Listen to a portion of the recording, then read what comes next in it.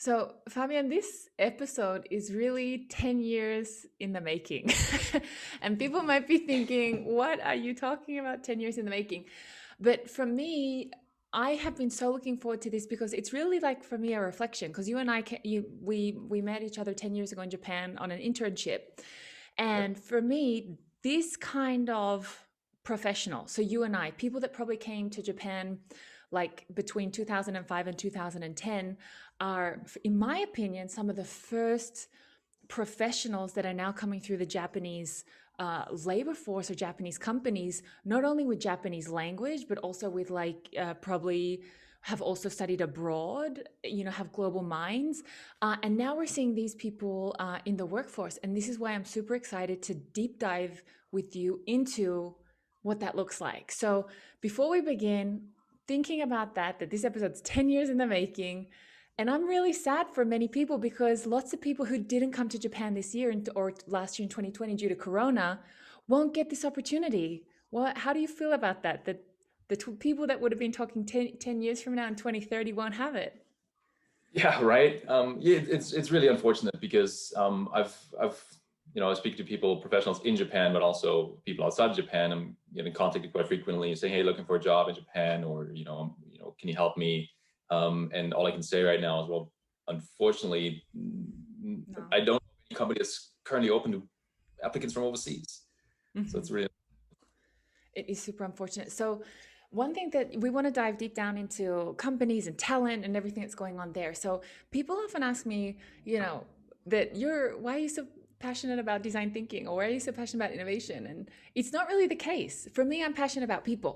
I love people, and that's what for me drives me. So, tell us a little bit about your passion behind your passion for people.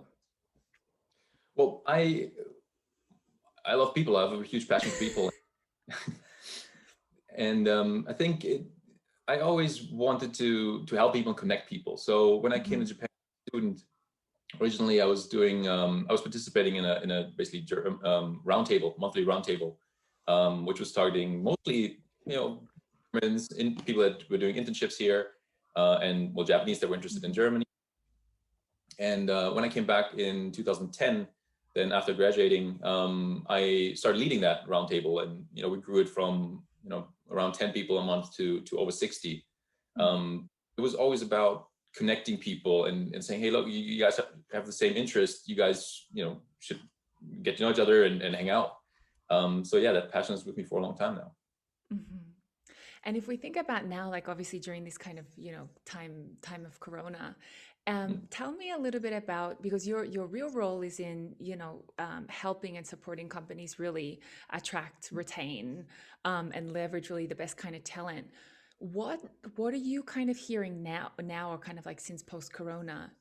Maybe even the challenges of what some of your companies are dealing with. Sure. So it's been a really interesting year because so when I got into recruitment in 2012, and since then companies were hiring really. We've seen that, for instance, companies are a lot more open to people that are a little bit more senior, simply because it's such a limited candidate pool. But Hmm. um, for the last year, initially companies stopped hiring really or slowed it down because it's like, well, Yeah. we have no idea where this is going. Um, People started working from home, and a lot of people were not prepared. A lot of companies were just not prepared. So things were really, really slow. But then, of course, business had to go on, and companies continued hiring or ramped up the hiring again, slowly but surely. Some industries more than others, of course. Hmm. T or technology companies, of course, more than, let's say, hospitality or retail. Um, but struggles that a lot of the companies are facing right now is, for instance, when it comes to talent acquisition, how do you attract people? How do you actually engage them with your brand? You cannot show your office because people are working from home. Yeah. Hmm. How do you onboard them? Hmm. How do you someone completely remotely? That's brand new territory for a lot of companies. How do you engage them? How do you keep your even existing workforce engaged? Because we all know, of course, you can in many cases work from home completely, Hmm. but a lot of the work or the personal relationships are built, you know, uh, through the water cooler chats and the coffees, the lunches, and the really the random chit chat at the desk. Hmm. So that's around acquisition, retention and engagement, really. Mm-hmm. Yeah, I think something that I hadn't thought about until you just mentioned it was like telling your brand story, right? And because some of Yeah. these companies, particularly these Japanese companies, rely on a lot of infrastructure. They're infrastructure heavy. We have this cool office, we have these cool things. You can Yeah. travel to to our different offices, and they kind of, can what would you say, almost like they can ease the pain of some of the maybe the less attractive parts with really this kind of like flashy things that these larger Japanese Yeah. companies can really hide behind. How Yeah. what have you kind of seen, or what's your observations there? I would say so there's a huge shift in expectations from professionals now. For that was really important, working at a nice office and a nice location. You work in Marunouchi or wherever it is, right? But now, so some people do actually prefer working at an office. That hasn't changed. They feel more productive, or they just don't have the right environment at home. But also a lot of people that say, well, I'm not going back to the office 9 to 6. That's just never going to happen again. I think people that are just getting started with their career right now, or have over the last couple of years, they will never work 9 to 6 at an office. That's just not going to happen anymore. Those days are over. Again, there are jobs where that is still the norm, but in many cases, I don't think companies that insist on 9 to 6 at the office without any flexibility, I don't think those will have a good time moving forward, attracting talent and retaining them. No, exactly. What have you kind of noticed? If we and kind of a lot of these changes perhaps are moved forward by COVID, but it's certainly not new. Companies being able to tell a brand story. What kind of the trying to attract talent. All these kinds of issues have been existent already in the marketplace for a really long time. You and I have talked about this many times. So tell us a little bit more now. What you kind of see on the horizon. So if we think about, particularly from the lens of maybe bilingual talent, we often hear, I would often say that I hear people say, look, Tokyo's really cool. I want to move to Tokyo, I want to have a job in Tokyo. And then I hear like Japanese companies saying, oh, how difficult it is to find people. And so there's always this, almost like this conflict in a way that almost the need on one side, or the perception of the situation on one side, doesn't match the perception of the other side. What's kind of your view there of like companies and global talent? Good question. I mean, we got to put it into perspective, right? I mean, a lot of people have that image that Japan, or especially Tokyo, is such a global place, and yeah, it's so modern, and there's a lot of innovation coming out of Japan. And to a degree, that's true. But we look at a population of 125 million people. About half of them is working population. But 1% of that is actually working for foreign companies, foreign capital companies, and that includes now everyone from really the janitor all the way to the CEO. It's a very, very small part of the workforce. Now, even if you add, for instance, Japanese companies that are a little bit more globally oriented, yeah, you might get over that 1%. Yeah, sure, but it's still a very, very small pool.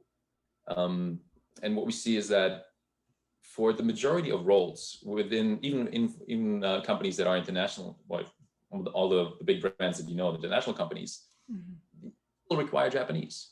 You still require Japanese, although actually for all the functions you don't necessarily do need it. You could do without, but companies insist on Japanese speakers.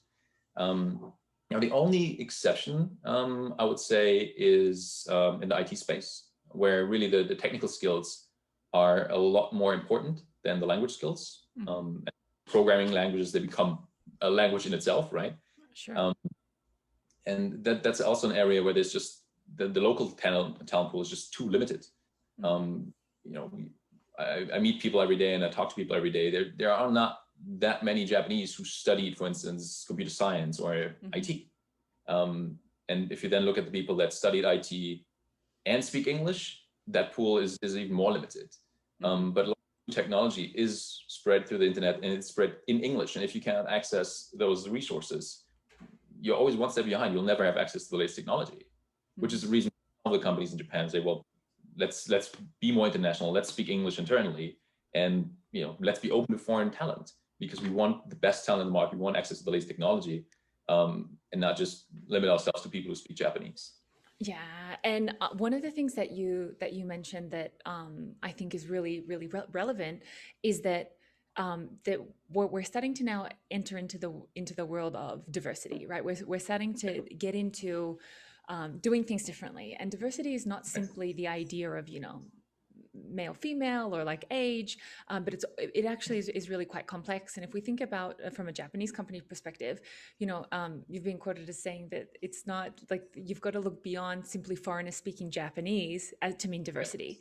So if we think about language is really just the representation of many things. So if we think about language being the tip of the iceberg, okay, Yeah, maybe I'm a foreigner, sure, I'm speaking to you in your language in Japanese, but yeah, actually my values, my yeah, ideas, my approach is very different. And so yeah. Japanese companies have kind of seen, if you speak Japanese, you kind of get the tick. But actually, once that talent enters the organization, the conflict is still there because they haven't addressed, oh, this Mm, person has different values. Oh, this person works in a different way. Oh, this person needs yeah, feedback in a different way. So tell me a yeah. little bit more about your experience with working with really just the best of the best globally, and then their experience in Japanese companies. Yeah, you hit the nail on the head, to be honest. I mean, I've seen companies, opening themselves up and say, look, we need to be open. We want to be more diverse. We want to hire people from overseas. And then they do. I mean, friends from high school, from university, they joined the Japanese companies and they speak Japanese, but very few of them really had a good time. It's really the exception. The exception was, you got to file your daily reports, you got to file your weekly reports and your monthly reports, and you got to adjust to the Japanese way of working. Although that's not necessarily how they want to work, and it doesn't necessarily meet their expectations. Mm-hmm. And that makes it really difficult, because on the one hand, Japanese companies need that kind of talent, but on the other hand, they don't know really how to manage them.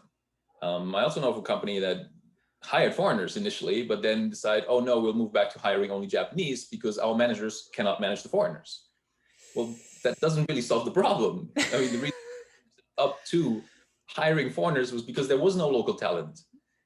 So instead of limiting their options there again, it makes a lot more sense. And that's what the good companies do. Invest, for instance, in cross-cultural training, right? In raising awareness and saying, look, we're not all the same. And there's still there's Japan and then there's overseas, as if everyone else is the same, right? So, gai Um, there's a yeah, word they're all for it, kaigai. Kaigai.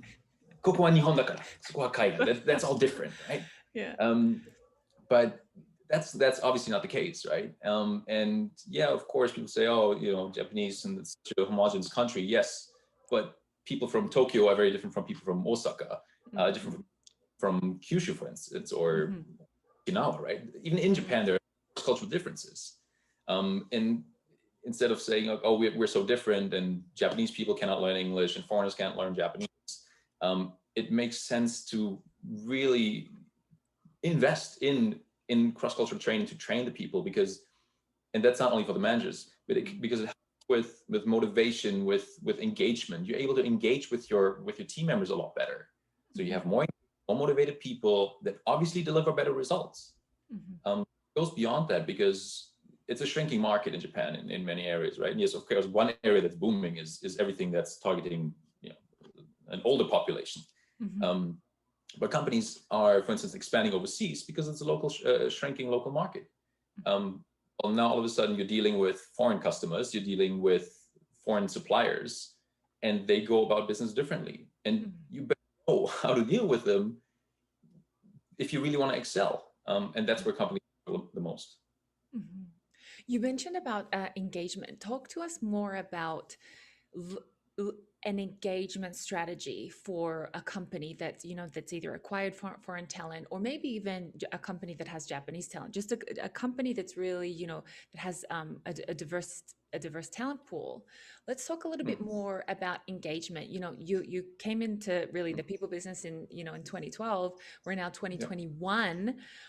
If we think about, yeah, I know, if we think about that development, have you seen changes over that period of time of what people are looking for, what engagement looks like, what the expectations are of the talent of the people? What's been your personal view? Mm. Well, I think there've been a lot of changes, and one of it is, I mean, before it was really, you go to work, Mm, you work as hard as you can, you work as long as you can, show that you're working hard, right? right. It was about the time that you spend at the desk. The question there for me now is like, how do you prove that you're working hard if you're not actually staying late at the office, right? Right. But that's changing. I think the generation that's recently started their career or is maybe in their early 30s now, Hmm. generation of people that have parents, or usually in Japan it's the father, right, who was never at home. He was Mm, never there with kids. They never saw their dad. Some of them might not have the best relationship, and a lot of people don't want that for themselves and for their own family, right? right. See, it's still a small percentage, but you see people taking paternity leave, which I don't think people thought about 20 years ago. Yeah. Um, People want to be there for their family, right? So, and they want flexibility. People also don't prefer sticking with one company for the rest of their life, Hmm. um, and hoping that eventually they get promoted and eventually they get a raise, which is the case in traditional Japanese models, right? We see that I think it was about 1/3 of Japanese new grads leave their company within the first 3 years, despite the company offering lifetime employment, um, which tells you it's not about just that stability, right? They want more. And one thing we see is companies care, or people care more about having an impact, making an impact, and well, contributing to society, to people, the community around them, instead of just going through the motions, filling out forms, submitting papers, submitting reports without purpose. They want a purpose.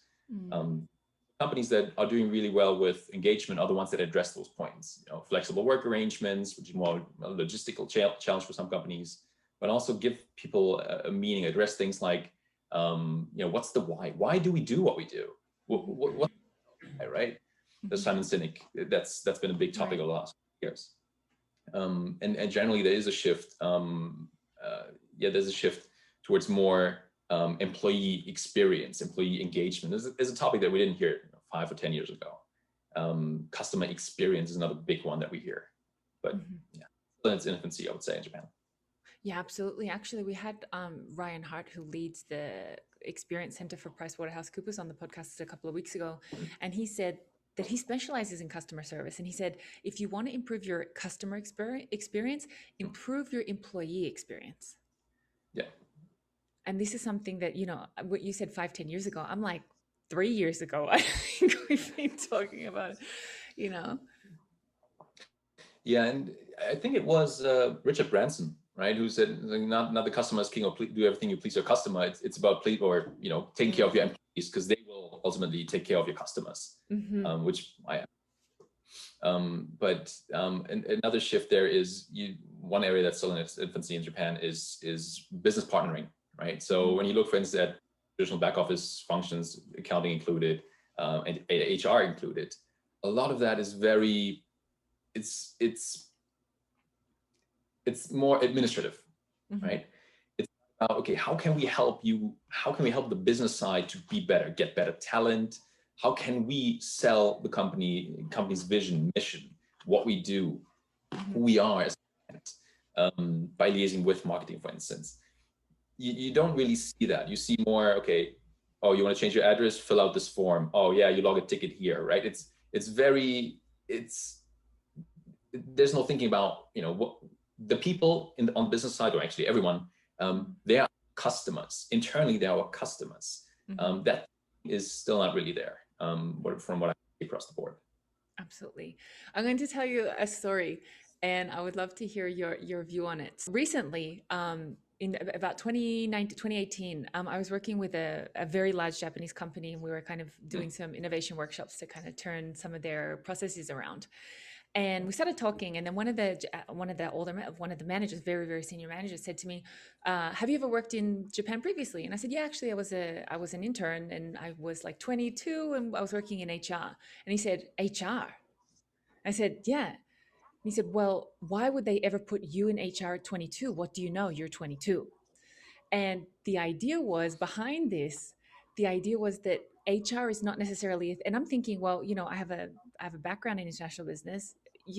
I have another degree in Japanese. Like for me, this is exactly the role that I want to be in. But his idea was, how could you possibly entrust someone who studied HR, for example, or people? How could you trust them if they don't have like experience? And for me, that was really like such an eye-opening experience, just about how HR as a business organization unit is kind of viewed in Japan. Yeah. Yeah, absolutely. I mean, that's pretty common, right? And it ties back into the traditional way of hiring and well, talent development, right? You hire someone fresh out of college, even when they're still in their third year, they haven't even graduated yet, right? And then they join April 1st, all of them at once, right? And you rotate them through different departments, because it doesn't really matter what they studied. They might have studied English, doesn't mean they speak English, but they studied English, they studied whatever, right? A friend of mine studied biology and German, and she's working at a local bank in Ibaraki now. But so it's not really related to what you studied. But you get rotated through the organization, which is great because it helps you understand how the business works.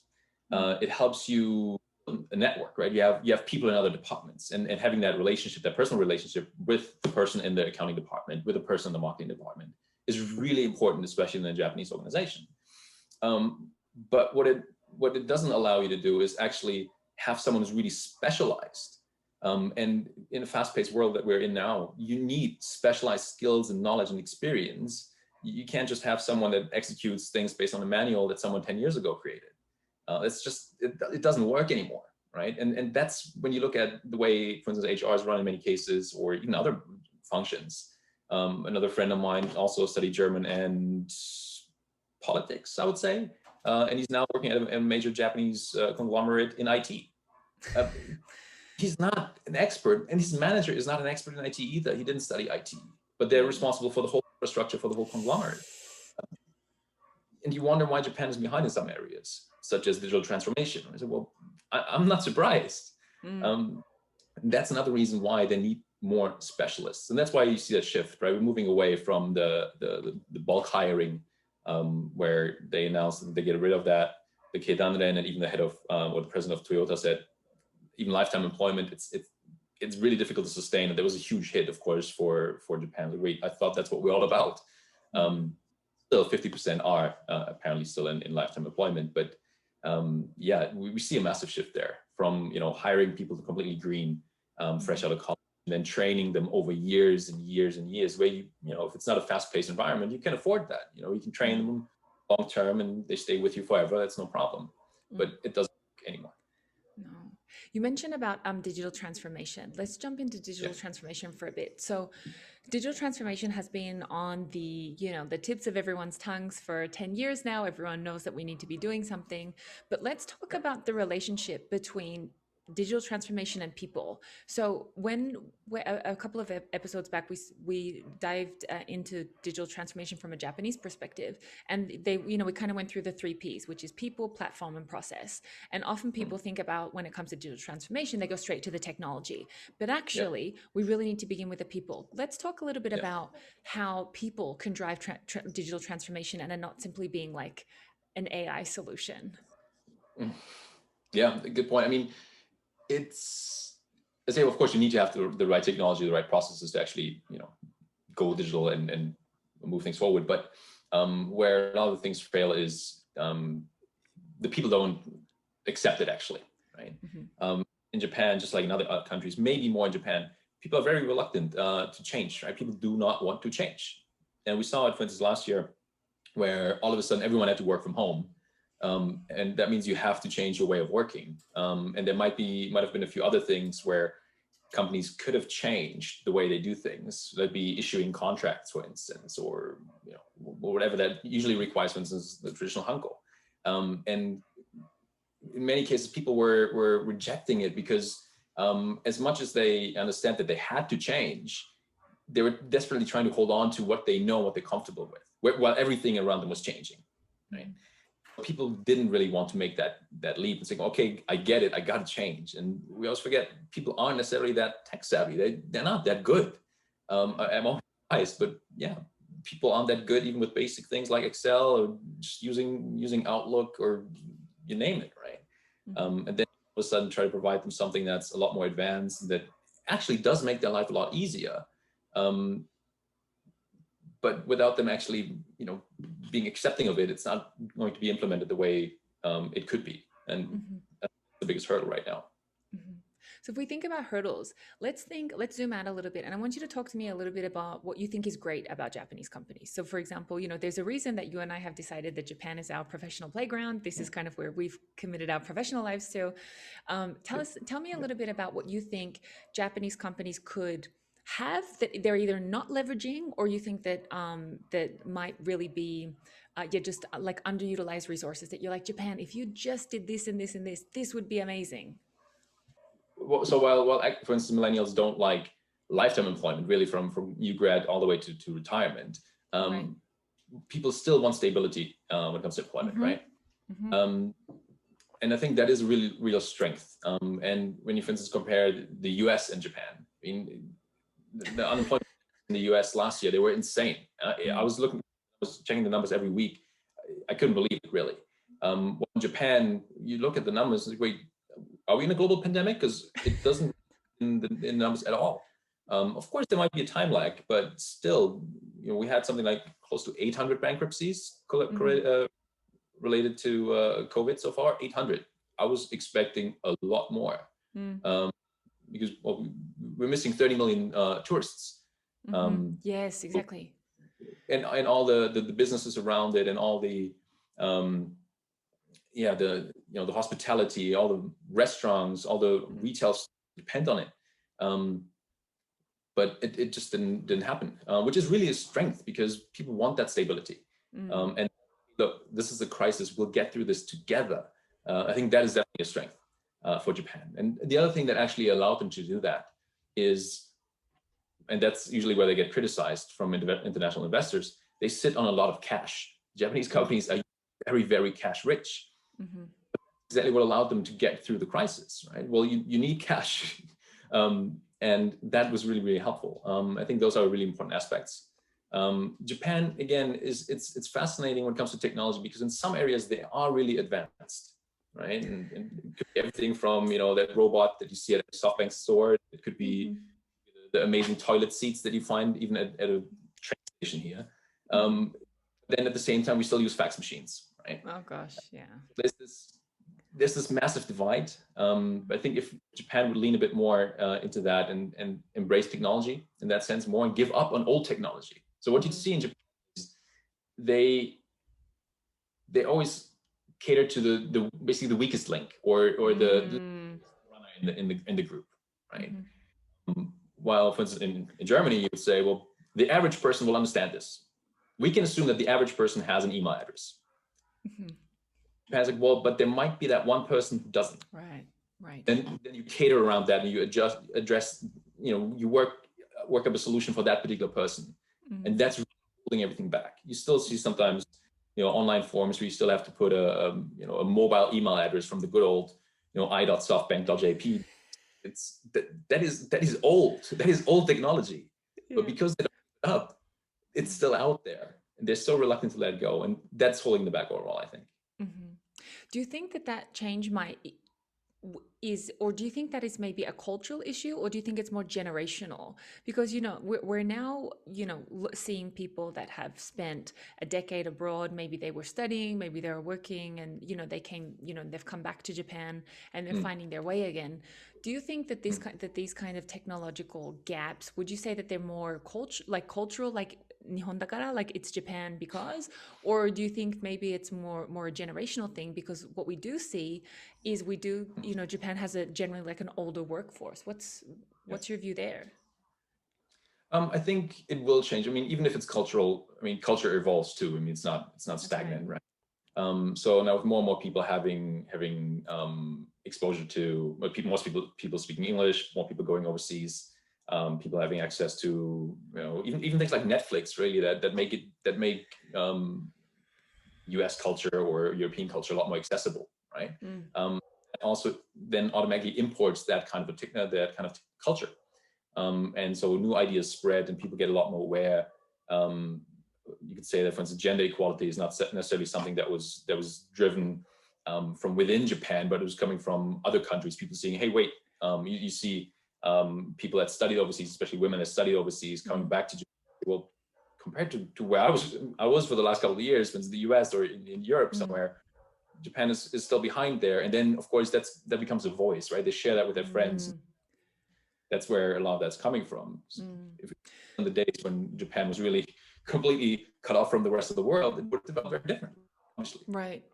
I think that's very interesting. And you've also mentioned a few times that people vote with their feet, right? Which means that they stay, or or they go. And because Japan is not really known for being conflict driven, they don't go into the general management and say, this is what I think. They just leave, right? If we think about that the ratio of a Japanese company versus like a foreign company, we also look at the foreign company and we see things like, not only is maternity leave or parental leave, as you mentioned, not only is that acceptable, it's also an infrastructure. There's also processes.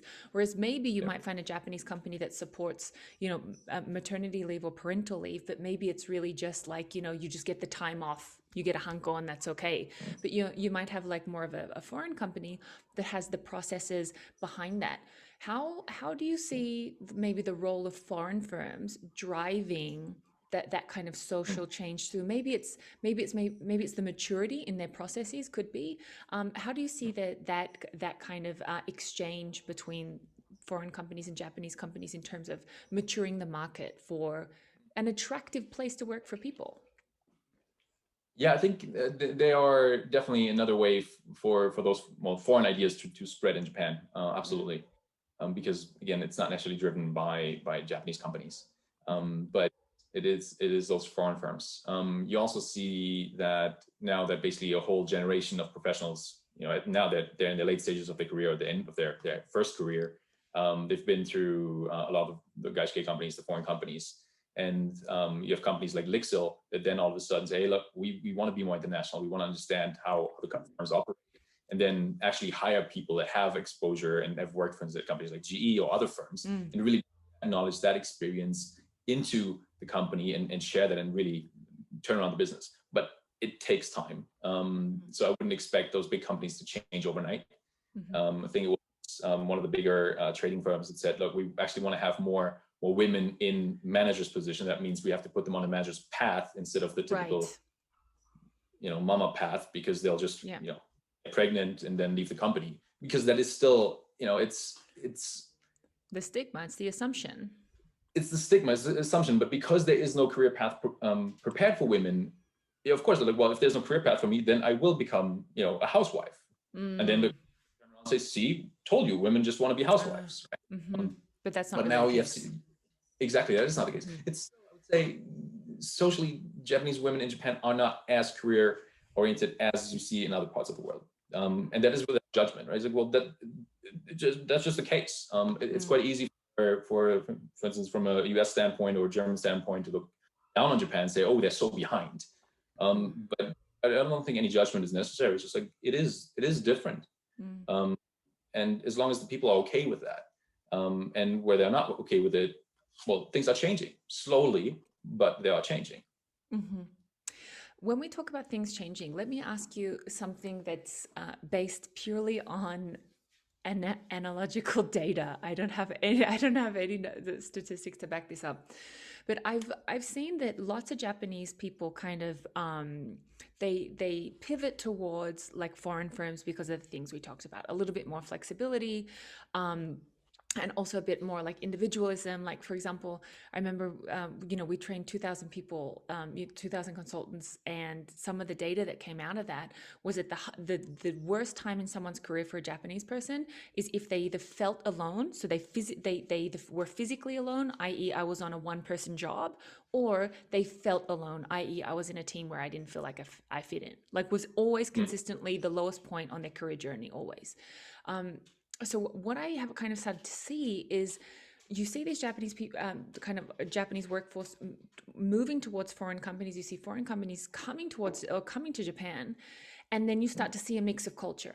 However, you don't see the best of both worlds. You don't see, for example, like a German company that's come to Japan, you don't see an environment where people can speak up and share their views. And, you know, for example, like the Japanese, like team spirit, you sometimes see this kind of strange, worse of both worlds kind of culture. So you'll get like, you'll get this like German, like figure it out on your own, and then like the Japanese bureaucracy, you know what I mean?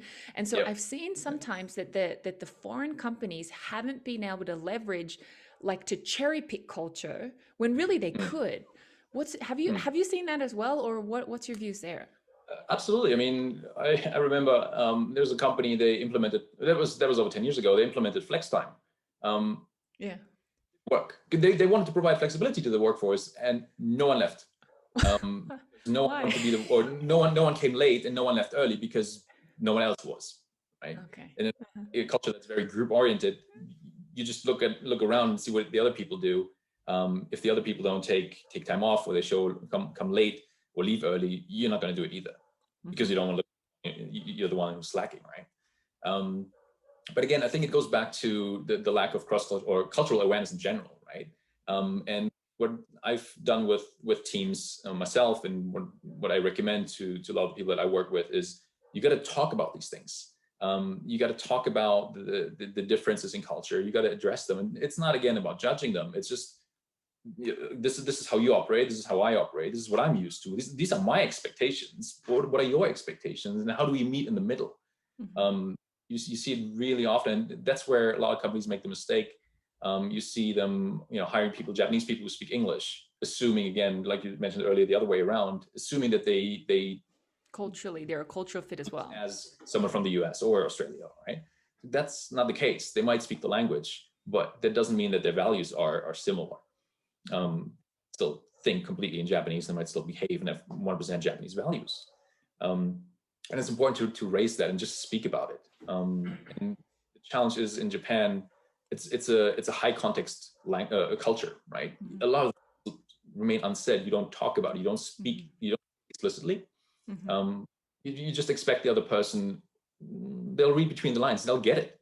And yeah, with people that are here for a while, in some cases they get it. Even foreigners, at some point, they get used to it. They understand. That might be a little bit difficult. It means no, you get used to that. But there are many cases where things fall through the cracks, and people are not. For instance, you have a Japanese subordinate talking to a foreign manager, and they think they spoke about something. They raised an issue. They said that they cannot do something, but the manager never really got that. They never understood that, because it was never, they cannot read between the lines, because they're just not used to it. In their culture, everything is very explicit. If you can't do it, something, say it. If you have any problems, come and ask for help. That's not going to work with a traditional Japanese employee, even if they speak English. So it's just important to think about it, and develop your own culture really within the company. I think that's so important. If we focus on culture for a little more here, one thing that I have picked up on is that often people speak about culture in terms of like a nice to have. Oh, it's like it's a nice to have, or it's something like a fluffy thing that's not really directly related to their business. But really, building not only culture but also understanding international culture, particularly if you're operating across different regions, is essential to your business strategy. How do you lead the conversation that culture and business actually go hand in hand with your clients? You raise their awareness, right? You really try to explain to them, like, look, this is how you operate, for instance, in the US or in Europe, and that's your brand. That's great. That works. Locally, your market is different. Here is where it's different. Those are the key aspects. And just try to bridge that gap, right? There's a classic, one of the classic examples coming to mind is when I was working at Les Mills, for instance, New Zealand company, very laid back, right? Super casual, very, very flat hierarchy. And that's awesome. And they provide marketing materials for gyms, for instance, is one part of the overall service offering. A lot of the marketing material that they provide is people with tattoos. Now, in Japan, they know tattoos are not very popular here. You cannot go to the gym. You have a tattoo, it's a big no. right? You can hide it, which, you know, is a bit weird to handle it that way, but okay. Companies like Les Mills had to learn how to work around that, right? It's like, well, oh, that is an issue. That is part of who we are, right? It's the New Zealand culture is like, well, you need that's part of who you are. So it is in our marketing material. But if you want it to be successful in Japan, you got to give that up. You got to change. Another one is communication around marketing. If your communication is very casual and you address people by their first name, and you know, that's not going to work in Japan, where it's a lot more hierarchical. You have a lot more, you know, that distance between you and the client or the customer, and you just have to find that right balance. And in order to be successful, really have to address that, because otherwise they just won't succeed. I mean, yes, to a degree, companies want, or people in Japan want that something from overseas that's cool, it's foreign, right? They don't want it to be too different and completely going against their values. Like someone who's covered in tattoos, that's still not going to fly. That's so interesting. If we were to kind of think or to create, and you know, this is not necessarily advice, but just things that you have observed. How would you, or what would you communicate to companies that are really trying to create a more engaging workplace for a diverse talent pool? So we have diversity in terms of just, you know, even Japanese people that have come back from abroad or foreign people. What are those key engagement points that you would encourage? Okay, even if you haven't started at all in terms of employee engagement, here are the things that if you go back to your desk and start, you know, and start with them right now, that this is, you know, working with them over a consistent period of time, that'll give you results. What are those things would you say? I think there are two parts to it. One is it has to be data driven, right? You have to measure it. And you have things like Gallup surveys and all kinds of surveys that you can run, or Glynn surveys. But companies that only, because it's also scalable, right? It gives you data and it's scalable. Doesn't matter if you have 100 employees or 1,000 employees, you can easily send a survey, you know, you get your data. It's great. You can track it over time. And you can use that as a baseline. At the same time, you have to engage your people directly. You have to talk to them. And it does take time if you have a lot of people, but you just have to. You have to. Nothing beats a one-on-one conversation with someone. Well, ideally, you know, even taking for coffee. It's not a formal meeting, right? But going with someone, go for coffee, going for lunch, just having that one-on-one conversation. Maybe two people. But if you really want that honest feedback from people, you got to open up and also, you know, sometimes admit what's going well, what's not going well. And the other thing companies have to keep in mind when it comes to engagement is, if you haven't measured engagement, and now you start measuring engagement will improve, because whatever you start measuring will improve, because all of a sudden you start paying attention to it, right? Let's say you're trying to lose weight, and all of a sudden you start counting calories. You will lose weight, because all of a sudden you're aware of what you're actually eating, and all of a sudden it's like, oh wow, that's quite a lot of calories, and you stop eating that, and naturally you will lose weight. Whatever you measure, it will improve for a while, but then it usually, you know, it bounces back. That's really important to keep in mind. There is no one size fits all, absolutely not. And it's not only about some of what you said earlier about technology. It's like, oh well, yeah, we have Slack, we have Teams, yeah, we use Zoom all the time. Also, it's really about the people. It's about the people and actually caring about the people. I still think a lot of the companies don't take engagement really serious. I don't think they take mental health serious. We've seen a lot of people struggle over the last year, because working from home, being confined to in Japan, traditionally a small apartment, is not necessarily good for your mental health. You know, then you see companies complaining about, well, productivity dropped, or the results aren't there. It's like, well, there are a lot of factors, but mental health could be one of them. And, you know, just cracking is not going to do anything. On pretending that you care about engagement, it's not going to do anything either. So you really have to understand, why are we here as a leader, and what is your responsibility?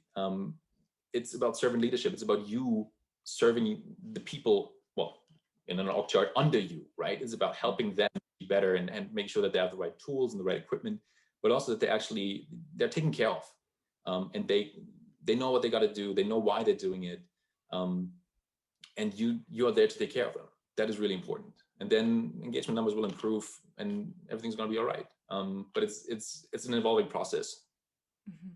I think that's really such a strong point to wrap up on, because caring about your employees is, if we go back not 10 years ago, if we go back 50 years, if we go back 80 years to Japanese companies, this was something synonymous with a Japanese company. So if anything, Yep. for me, it's not like the Japanese companies have to learn something completely new. For me, it's they have to go back to their traditional values of what it means to be a collectivist society, but then Yep. develop or to innovate or to adapt in a way that's also relevant for our digital economy in 2021. Exactly. Absolutely. It's really the core of so much about what it means to not only for Japanese companies to become more competitive, but it's really about how Japan can become more competitive. It's about how can we, engage with different people that exist not only outside the country but also within the country, and then Yeah. leverage those individual skills, to really go ahead and build that better world. Exactly. That's one of my missions, right? That's why I'm here. I'm committed to staying long term. I really want to contribute to Japan becoming more culturally affluent and rich nation. And well, I'll try to do my best to achieve that. I'll be behind you, supporting you all the way. Thank you.